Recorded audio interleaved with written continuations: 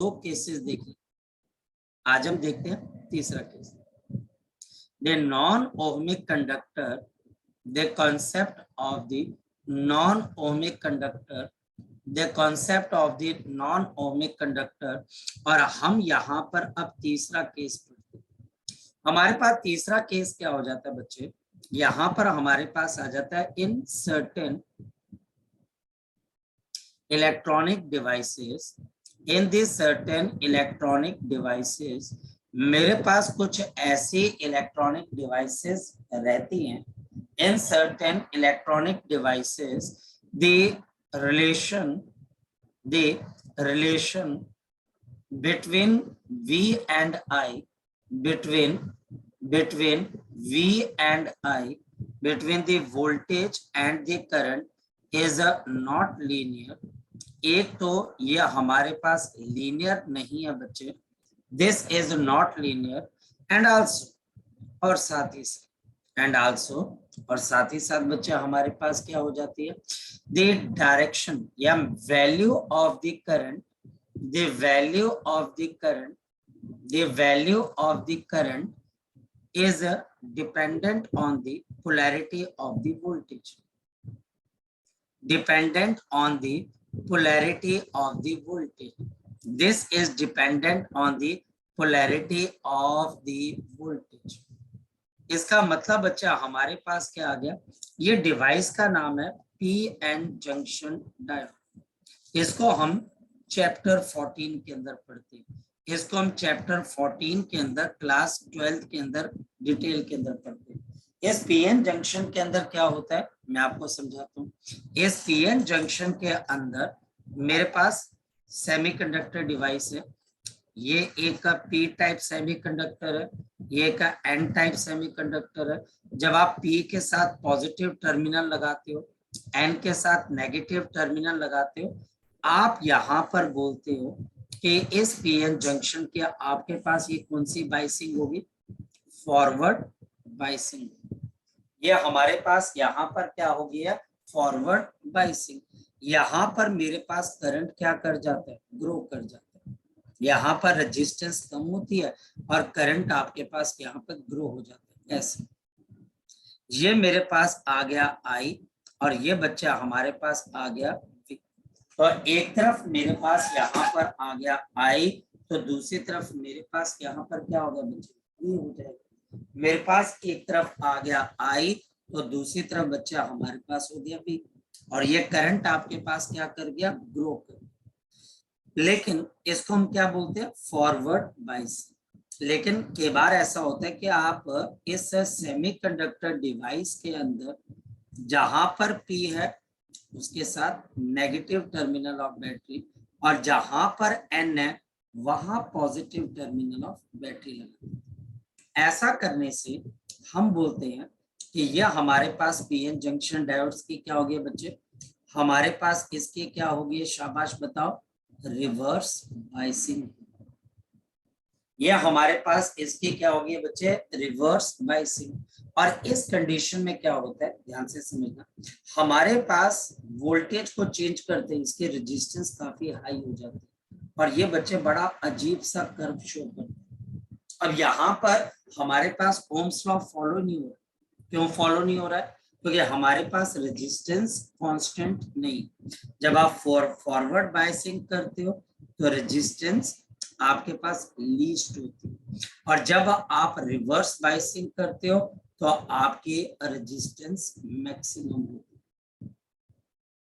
हमारे पास यहाँ पर रेजिस्टेंस मैक्सिमम, तो यहाँ पर मेरे पास ओम्स लॉ फेल हो जाता है। और ये किसमें फेल हो रहा है बच्चा, हमारे पास पीएन जंक्शन के अंदर। हमारे पास यहाँ पर पीएन जंक्शन, यहाँ पर मेरे पास ओम्स लॉ फेल हो जाता है, क्योंकि करंट इस बात पे डिसाइड करेगा कि आप वोल्टेज कैसे लगा रहे हैं। अगर आप वोल्टेज P के साथ पॉजिटिव, N के साथ नेगेटिव लगाती हो तो फॉरवर्ड बाइसिंग है, करंट बढ़ेगा क्योंकि रेजिस्टेंस कम है। और अगर आप P के साथ नेगेटिव और N के साथ पॉजिटिव लगाते हो तो इसको रिवर्स बाइसिंग बोलते हैं। और हमारे पास यहाँ पर करंट की वैल्यू कम आती है क्योंकि रेजिस्टेंस आपके पास क्या ज्यादा, क्योंकि हमारे पास यहाँ पे रेजिस्टेंस की वैल्यू आपके पास क्या आगे बच्चे ज्यादा आ जाती है। अब हम चलते हैं आगे की तरफ और चीजों को अंडरस्टैंड करते हैं। हमारे पास इसके बाद आपके पास फोर्थ, आपके पास क्या चीज आती है, फोर्थ वन। हमारे पास यहाँ पर फोर्थ वन क्या चीज आ जाती है, which is called the thyristor. This is called the thyristor. ये बच्चा हमारे पास थायरिस्टर रहता है। सो थायरिस्टर बच्चा हमारे पास क्या है, अगेन ये हमारे पास एक electronic device, the electronic device. ये बच्चा हमारे पास एक इलेक्ट्रॉनिक डिवाइस है वेयर, जहां पर बच्चा हमारे पास वी आई का जो कर्व है, जो वी आई का कर्व है, shows a non linear relationship.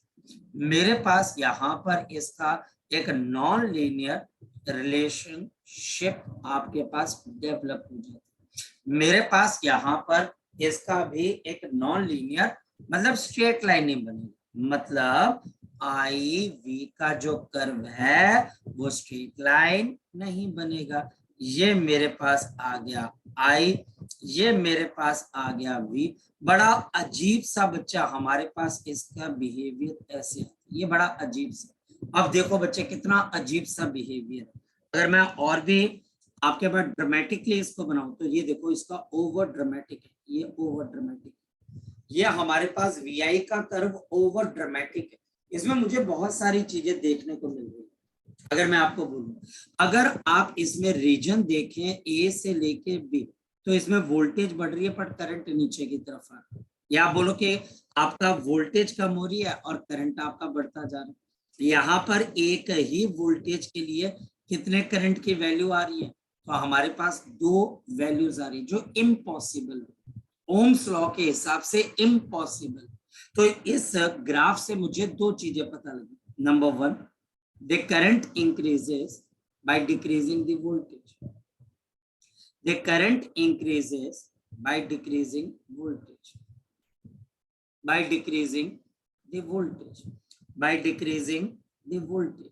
जो करंट है बच्चे वो हमारे पास इंक्रीज होता जा रहा है। देखो जब हम बी से ए जा रहे हैं करंट बढ़ता जा रहा है, लेकिन आपकी वोल्टेज कम होती जा रही है, वोल्टेज कम। आप बी से ए चलो, आप बी से ए की तरफ को चलो, आप बी से ए की तरफ को चलो, आपकी वोल्टेज कम हो रही है, आपकी वोल्टेज कम हो रही है, लेकिन लेकिन आपके पास यहाँ पर आपका करंट बढ़ता जा रहा है, आपका करंट बढ़ता जा रहा है।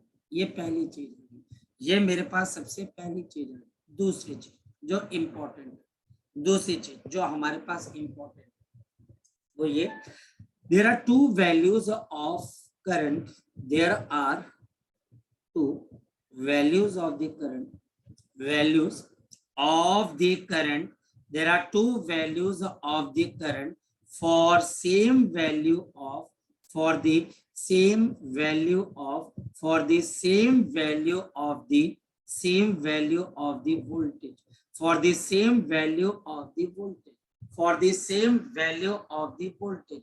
और ये हमारे पास एक सेमीकंडक्टर डिवाइस है जिसको हम बोलते हैं थायरिस्टर। ये बच्चा हमारे पास थायरिस्टर है, जैसे रजिस्टर होता है वैसे ही मेरे पास यहाँ पर क्या आ गया बच्चे, थायरिस्टर। वैसे ही मेरे पास यहाँ पर क्या चीज आ गई बच्चे, थायरिस्टर। क्लियर होगी बात। ऐसे ही मेरे पास ओम्स लॉ और भी कहीं पर फेल होता है। देखो कहाँ कहाँ फेल होता है। मेरे पास एक और सेमीकंडक्टर डिवाइस है जिसको हम बोलते हैं गैलीनियम आर्सेनाइड, जिसको हम क्या बोलते हैं बच्चे यहाँ पर, गैलीनियम आर्सेनाइड। देखिए फोर्थ वन, हमारे पास फोर्थ वन क्या आ गया, गैलीनियम या गैलियम आर्सेनाइड। गैलीनियम आपके पास आर्सेनाइड, तो ये बच्चा आर्सेनाइड हमारे पास बनता है। इसमें हमारे पास वी आई का कर्व बड़ा अजीब बनता है, लीनियर नहीं बनता। ये मेरे पास यहाँ पर आपके पास आ गया आई, ये आ गया वी। ये देखिए बच्चे बड़ा अजीब सा ऐसे कर्व बन गया। इस कर्व के अंदर बच्चे अगर आप यहाँ पर देखें ये वाला पोर्शन, सपोज पोर्शन P से लेके आपके पास पोर्शन Q, अगर आप P से लेके Q का पोर्शन देखेंगे तो आपको यहाँ पर क्या बात समझ में आती है? आपको यहाँ पर P से लेके Q के बीच में क्या पोर्शन, क्या बात समझ में आती है कि मेरी वोल्टेज बढ़ती जा रही है पर करंट आपके पास क्या होता जा रहा है, कम होता जा रहा है। वोल्टेज बढ़ने से करंट कम हो रहा है, वोल्टेज के बढ़ने से करंट कम हो रहा है। आप यहाँ पर बोलते हो कि ये पी क्यू का पोर्शन क्या है आपके पास, ये हमारे पास पी क्यू का पोर्शन कौन सा पोर्शन है, तो आंसर है ये हमारे पास नेगेटिव रेजिस्टेंस का पोर्शन, ये हमारे पास नेगेटिव रेजिस्टेंस का पोर्शन, ये हमारे पास नेगेटिव रेजिस्टेंस का पोर्शन है। यहाँ पर भी एक चीज है बच्चे, मेरे पास यहाँ पर अगर आप देखिए तो दो वोल्टेजेस के ऊपर, ये देखो फिर दोबारा से, दो वोल्टेजेस के ऊपर मेरे पास, दो वोल्टेजेस के ऊपर मेरे पास, दो वोल्टेजेस के ऊपर मेरे पास यहाँ पर क्या आ रही है बच्चे, दो करंट की वैल्यू आ रही है। तो गैलियम आर्सेनाइड ये भी बच्चे हमारे पास नॉन ओमिक कंडक्टर है, ये मेरे पास एक नॉन ओमिक कंडक्टर है, ये मेरे पास एक नॉन ओमिक कंडक्टर है, ये मेरे पास एक नॉन ओमिक कंडक्टर है। Region number one, region number one, region number one, यहां पर मेरे पास the current decreases by increasing, the current decreases by increasing the voltage, by increasing the voltage, by increasing the voltage, the current decreases by increasing the voltage। तो इसका मतलब आपके पास यहाँ पर कौन सी रेजिस्टेंस है, तो we have the concept of the negative resistance. मेरे पास यहाँ पर किसका कॉन्सेप्ट आ जाता है, आपकी नेगेटिव रेजिस्टेंस का कॉन्सेप्ट आ जाता है, पहली चीज। दूसरी चीज बच्चे, दूसरी चीज हमारे पास क्या, the two values of the voltage, the two values of the voltages corresponds to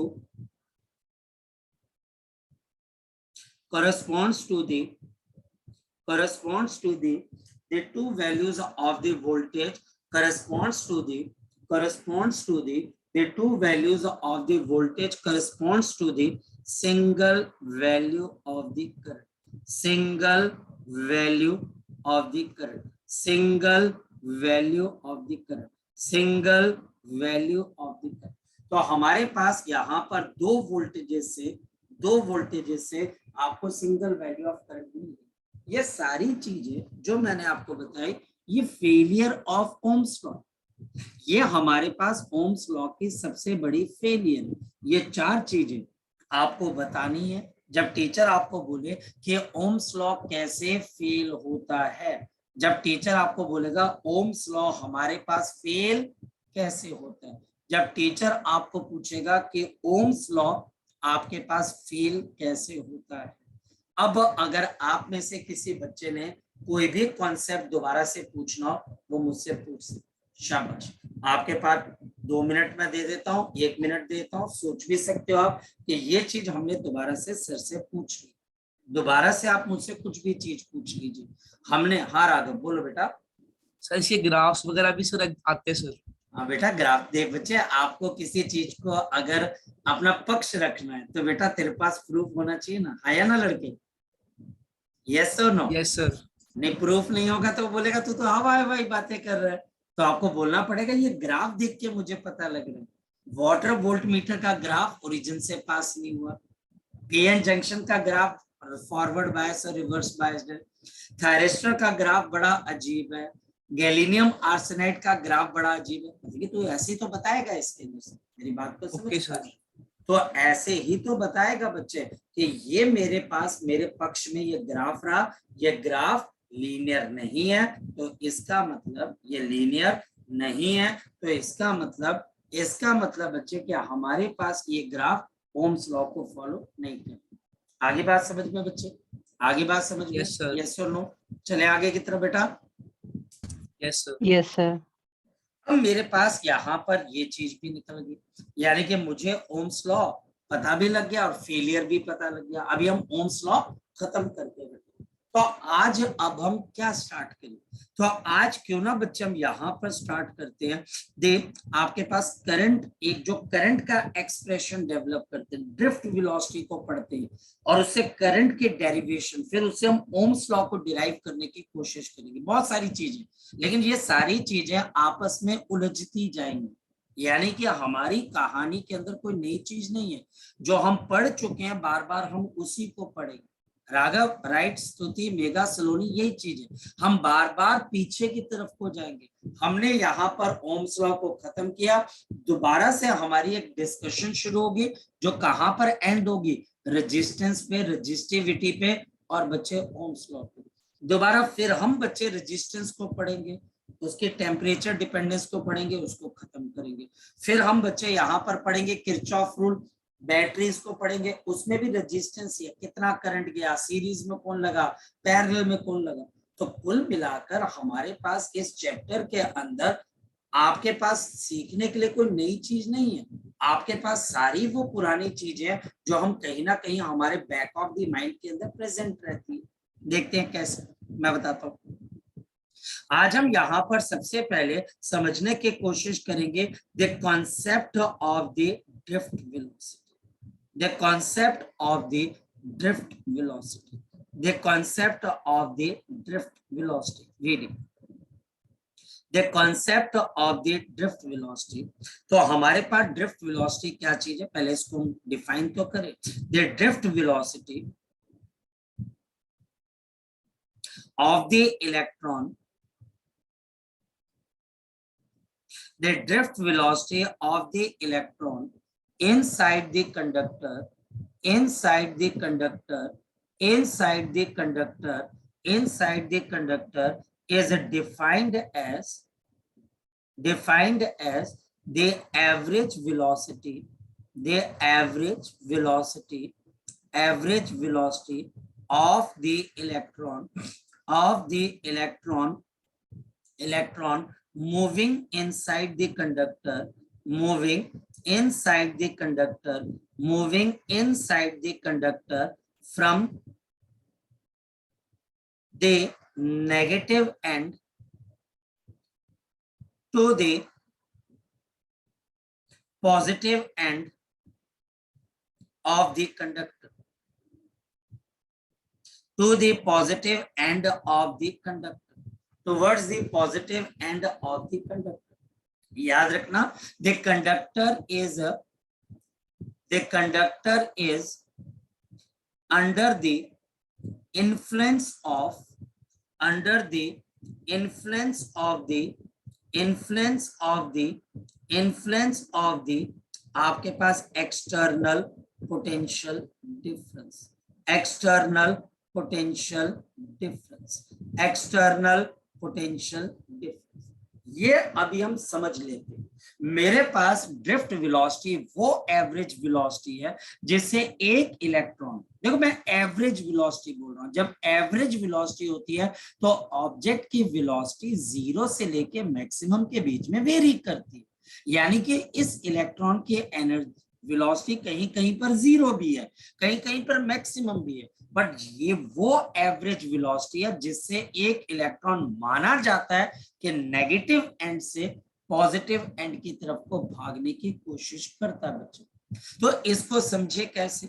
इसको समझने के लिए हम सबसे पहले यहाँ पर यह अंडरस्टैंड करते हैं the motion of the electron, the motion of the electron inside the conductor, inside the conductor, inside the conductor without potential difference, inside the conductor without potential difference। यानी कि हमारे पास इलेक्ट्रॉन की मोशन क्या होगी conductor के अंदर जहां पर मैं कोई पोटेंशियल डिफरेंस नहीं लगा, जहां पर मैं कोई पोटेंशियल डिफरेंस नहीं लगा। मतलब मेरे पास यहाँ पर इस तरीके से आपके पास कंडक्टर है और हमारे पास यहाँ पर आपके पास इलेक्ट्रॉन फ्रीली मूव कर, मैंने कोई बैटरी इसके साथ नहीं लगाई, ये मेरे पास यहाँ पर, अब ध्यान से समझना, ऑल द इलेक्ट्रॉन्स, मेरे पास यहाँ पर जितने भी इलेक्ट्रॉन्स हैं, all the electrons will travel, आपके पास ये ट्रेवल करेंगे, all the electron will travel inside the conductor, inside the conductor with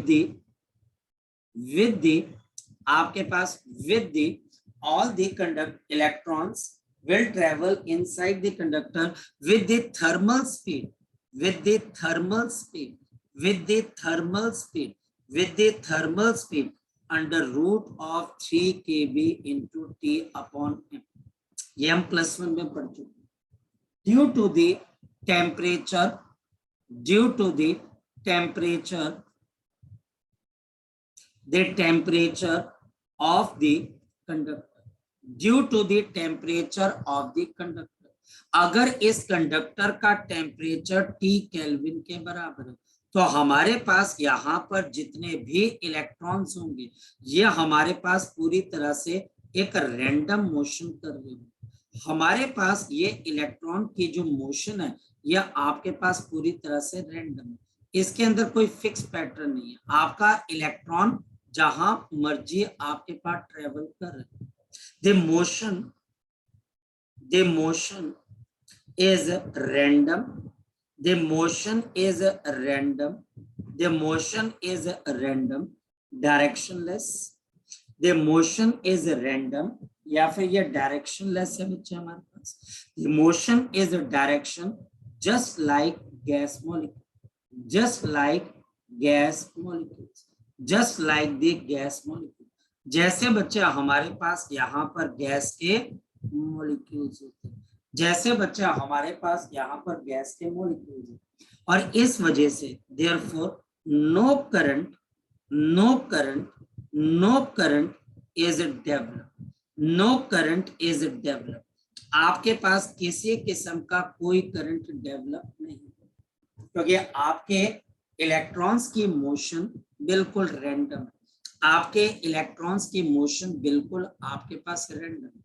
अब ध्यान से समझना, मैथमेटिकली, मैथमेटिकली अगर बच्चे मैं आपको यहाँ पर बोलूं मैथमेटिकली, इफ अगर बच्चे हमारे पास देयर आर, अगर मेरे पास यहाँ पर क्या है, देयर आर एन, आपके पास electrons, there are N electrons, then average thermal velocity, the average thermal velocity, या speed will be 0, क्योंकि डायरेक्शन ही नहीं है, will be 0, क्योंकि एवरेजली बच्चे कोई भी आपका इलेक्ट्रॉन किसी तरफ को गए नहीं, क्योंकि हमारे पास यहाँ पर हर इलेक्ट्रॉन किसी भी डायरेक्शन में जा सकता है। तो अगर मैं एवरेज थर्मल वेलोसिटी निकालने जाऊं, एवरेज थर्मल वेलोसिटी निकालने जाऊं तो इसका मतलब मेरे पास क्या आ जाएगा, U1 plus of U2 plus of U3, और कितने इलेक्ट्रॉन्स के पास वेलोसिटी है, n electrons, and divided by मेरे पास कैपिटल N, और इन सब का एवरेज मेरे पास किसके बराबर आ गया, 0 के बराबर। पर क्यों 0 के बराबर आ गया, बच्चा बोलते हैं सर क्यों 0 के बराबर आ गया, इसका आंसर हमको +1 से ढूंढना पड़ेगा।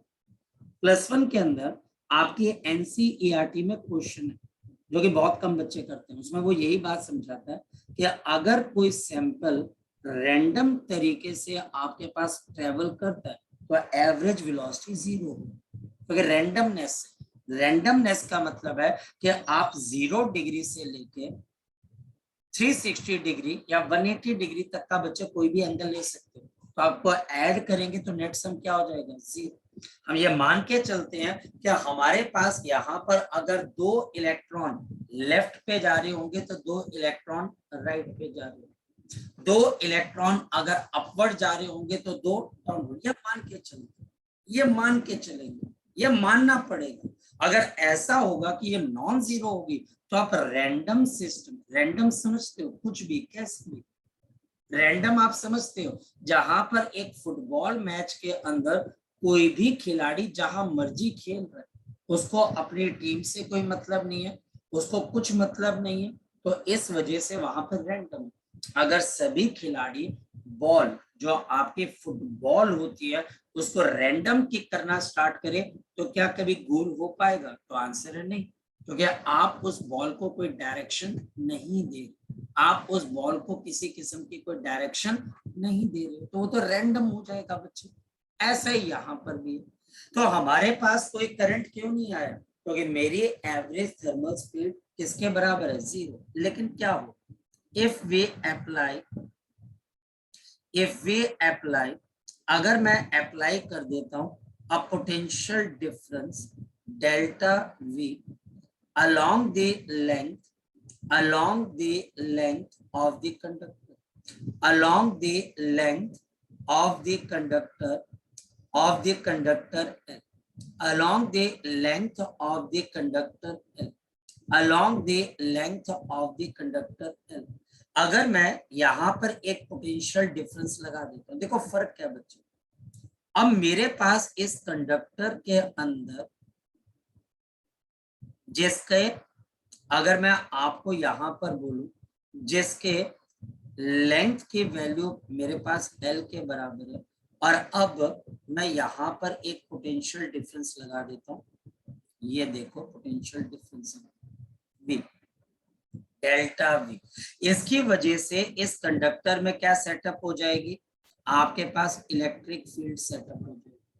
हमारे पास यहाँ पर इसके अक्रॉस क्या सेटअप हो जाएगी? आपके पास इलेक्ट्रिक फील्ड सेटअप हो जाएगी ऐसे।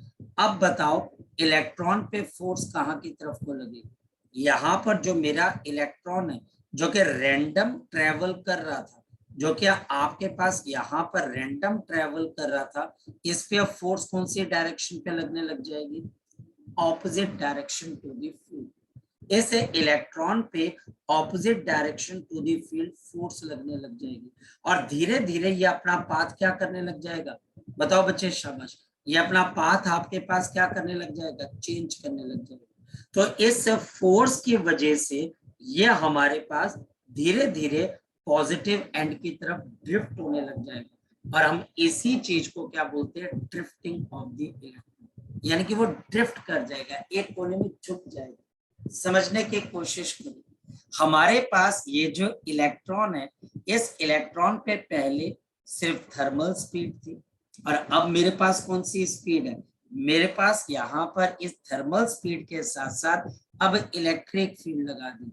सो therefore due to electric field, due to the electric field, मेरे पास यहाँ पर जो इलेक्ट्रिक फील्ड है आपके पास E is equal to delta V upon L। Due to this electric field delta V upon L, आपके पास इस इलेक्ट्रिक फील्ड की वजह से क्या होगा?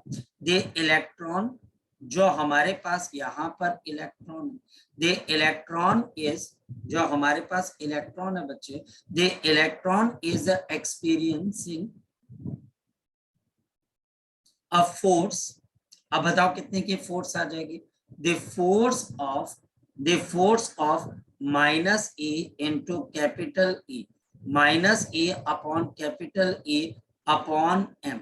एम का बच्चा आपके पास है मास, मास बच्चा हमारे पास, the electron is experiencing a force of this one in the opposite direction of the field, in the opposite direction of the field, in the opposite direction of the field, in the opposite direction of the field। तो ये force experience करेगा। आप imagine करो बच्चे, मेरे पास thermal speed है, और इस थर्मल स्पीड की वजह से मेरे पास कोई करंट नहीं आ रहा, और इस स्पीड के अलावा मेरे ऊपर एक फोर्स लगती है, फोर्स की वजह से एक्सेलरेशन प्रोड्यूस होती है। तो अब मुझे एक नई वेलोसिटी मिलने लग जाएगी, कहां की तरफ बच्चे? In the opposite direction of the electric field.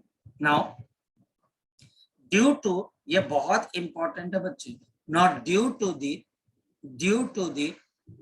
The आपके पास electric force, due to the electric force the electron is accelerated, the electron is accelerated towards positive end, towards positive and.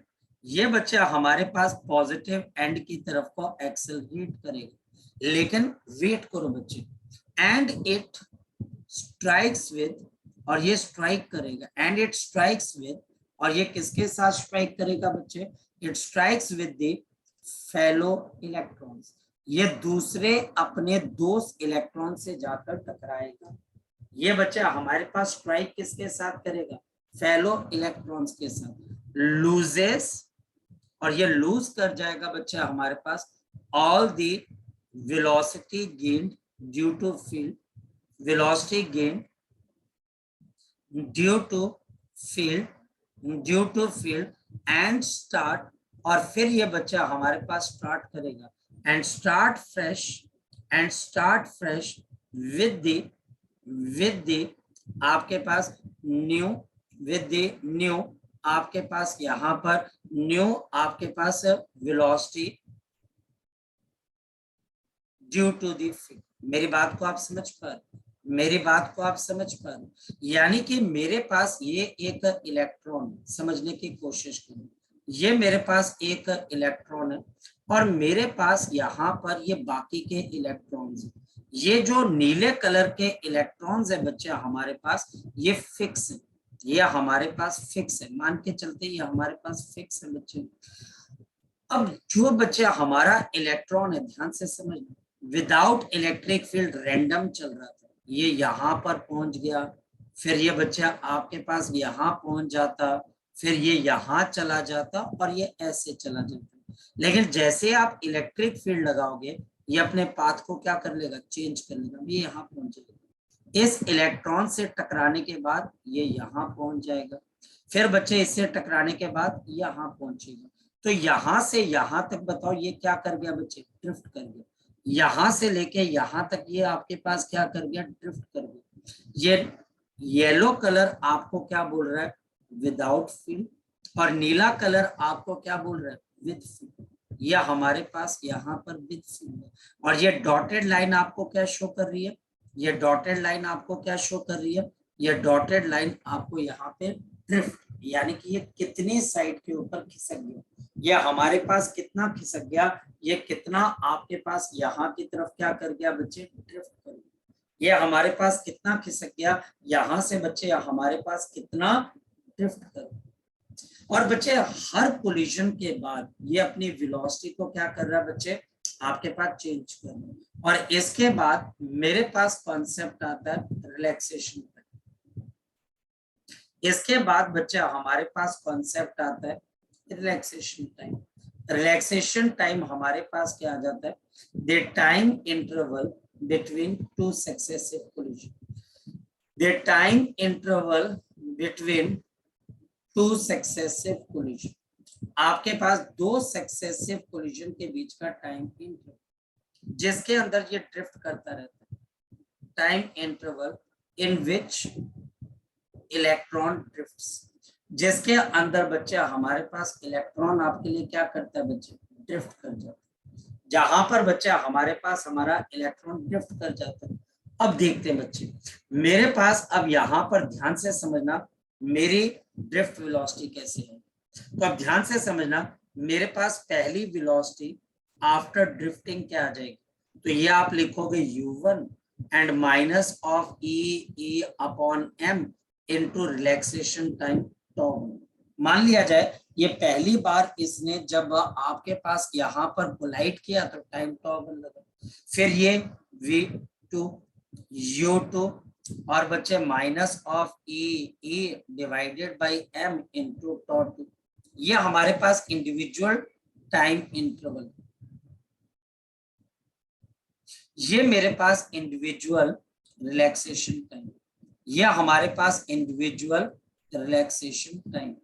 अब ऐसा करते करते मेरे पास कितना आ गया बच्चे, मेरे पास यहाँ पर n, तो un minus e upon m into tau n, ये भी मेरे पास एवरेज रिलैक्सेशन टाइम। तो अब देखो ड्रिफ्ट वेलोसिटी क्या आ जाएगी, तो ये एवरेज वेलोसिटी, तो हमारे पास यहाँ पे ड्रिफ्ट वेलोसिटी क्या है, तो ये हम बोलेंगे इन सब का एवरेज निकाल लेते हैं। तो मेरे पास आ गया U1 minus e upon m into τ1 plus of U2 minus E upon M into tau2 and so on plus of UN minus of E upon M into tau।